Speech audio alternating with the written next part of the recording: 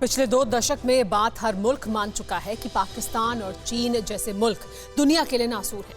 लेकिन रूस क्यों खार खाए हुआ है? यूक्रेन की सरहद की हर तरफ से घेरेबंदी कर पुतिन की फौज ने अब समुद्री किनारों पर भी डेरा डाल लिया है। रूस ने ब्लैक सी में 20 युद्धपोत तैनात कर दिए हैं। इस बीच अमेरिका की फाइनल वार्निंग के बाद रूस के सुर भी नरम पड़ने लगे हैं। लेकिन सवाल बरकरार है, क्या यूक्रेन को रूस के राष्ट्रपति व्लादिमीर पुतिन साख और नाक का सवाल बना चुके हैं?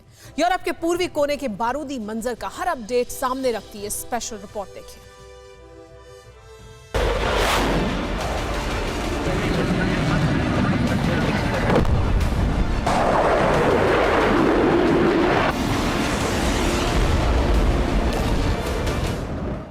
फाइटर जेट की गर्जना से गूंजता आसमान और जंगी जहाजों से थर्राता समंदर। महीने भर तक यूक्रेन की सरहद पर तोपों की ताकत दिखाने के बाद रूस ने अब समंदर से भी घेराबंदी शुरू कर दी है। ब्लैक सी की लहरें पुतिन की जंगी जिद की गवाही दे रही हैं। यूक्रेन के हर कोने पर अपने टैंकों को तैनात करने के बाद रूस ने यूक्रेन की दहलीज का हर दरवाजा बंद कर दिया है।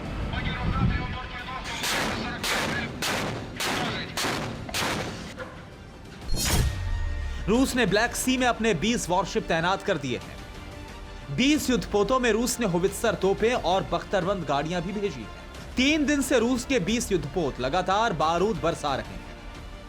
हाल ही में नीदरलैंड, बुल्गारिया, स्पेन ने यूक्रेन की मदद के लिए अपने जंगी जखीरे को ब्लैक सी की तरफ रवाना कर दिया था। लेकिन इन देशों के जहाजों के पहुंचने से पहले ही पुतिन ने अपना बारूदी बेड़ा समंदर में उतार दिया है। इस बीच अमेरिका ने पुतिन की हर मांग को खारिज कर दिया है। पुतिन ने कहा, यूक्रेन को नाटो में शामिल मत करो। बाइडेन बोले, ऐसा हो ही नहीं सकता है। पुतिन ने कहा, यूक्रेन पर हमला कर देंगे। बाइडेन बोले, रूस ही नहीं दुनिया का नक्शा बदल जाएगा। पुतिन ने कहा, गैस पाइपलाइन को रोक देंगे। बाइडेन बोले, रूस की अर्थव्यवस्था तबाह हो जाएगी। इतना ही नहीं, अमेरिका ने क्लियर कर दिया है कि रूस की किसी भी मांग पर समझौते को वो तैयार नहीं है। इतना ही नहीं, अमेरिका ने रूस को इसका इशारा भी दे दिया है।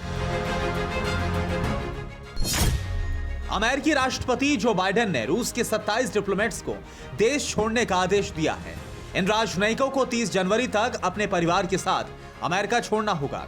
इससे पहले अमेरिका ने रूस के 100 डिप्लोमेट्स को परिवार समेत अमेरिका छोड़ने को कहा था। जो बाइडेन ने यूक्रेन के राष्ट्रपति से फोन पर बात की, भरोसा दिया कि रूस के खिलाफ वो पूरी ताकत के साथ यूक्रेन के साथ है। अमेरिका की वार्निंग का असर भी नजर आने लगा है। रूस के विदेश मंत्री के सुर बदल गए हैं। बोले कि यूक्रेन पर हमले का कोई इरादा नहीं है, लेकिन अपने मुल्क की हिफाजत करने का हक जरूर है। अगर रूस की बात करें तो युद्ध नहीं होगा। हम युद्ध नहीं चाहते हैं, लेकिन जो हम कह रहे हैं उसे सिरे से नकारा भी नहीं जाना चाहिए। रूस भी समझ चुका था कि अगर उसने यूक्रेन पर जंग थोपी तो बात यहीं नहीं थमेगी, बल्कि यूरोप के कई देशों तक यह आग फैल सकती है। इतना ही नहीं, चंद दिनों का युद्ध भी पहले से ही बुरे दौर से गुजर रहे रूस की अर्थव्यवस्था की कमर तोड़ देगा। लेकिन 2 महीने से यूक्रेन की सरहद पर तैनात रूसी फौज पुतिन के गले की फांस बन चुकी है।